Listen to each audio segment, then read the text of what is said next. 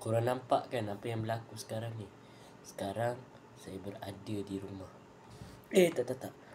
Hai, Assalamualaikum. Saya Muhammad Arayim bin Johan Valda. So, kali ni saya nak buat video yang paling gempak sikit. Okay? Bukan calon-calon gempak, paling gempak punya. So, kali ni saya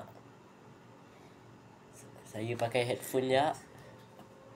Saya nak buka komputer apa yang ni.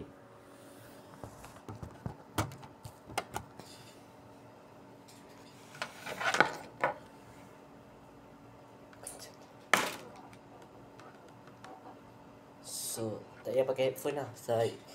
Headphone ni bukannya dengar apa-apa pun. Okay, saya buka komputer. Barang jatuh pula.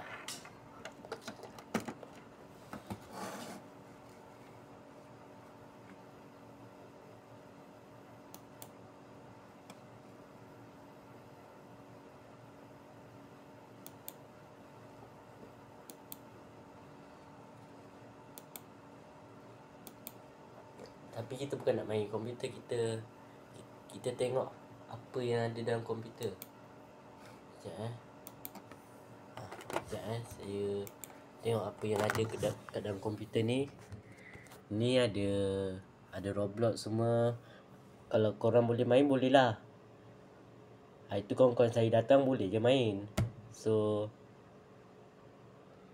kali ni saya nak buat video lah. Video sekejap, asal ni. So hari ni saya nak buat video. Saya tadi tertekan apa benda yang tu.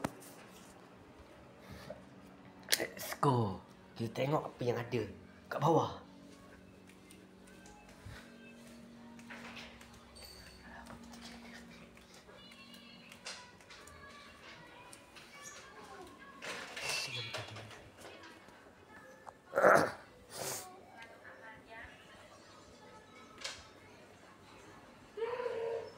So saya nak makannya hari ni.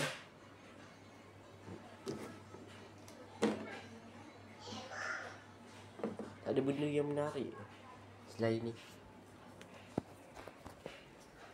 Jom.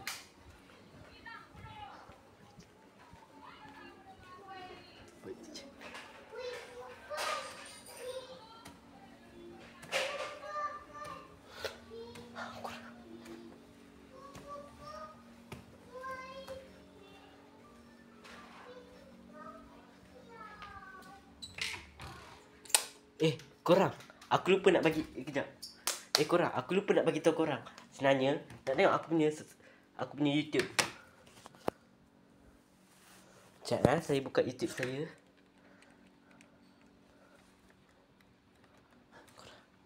So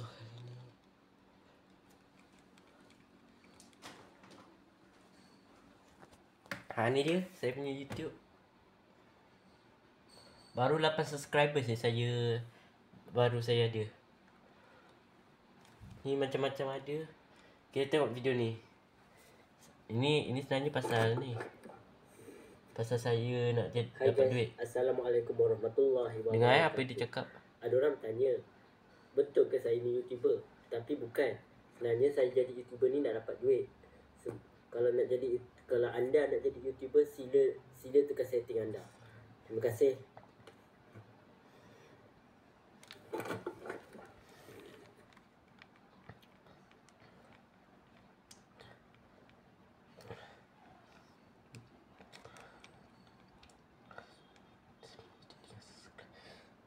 Saya saja je buat video macam ni supaya ada orang follow saya.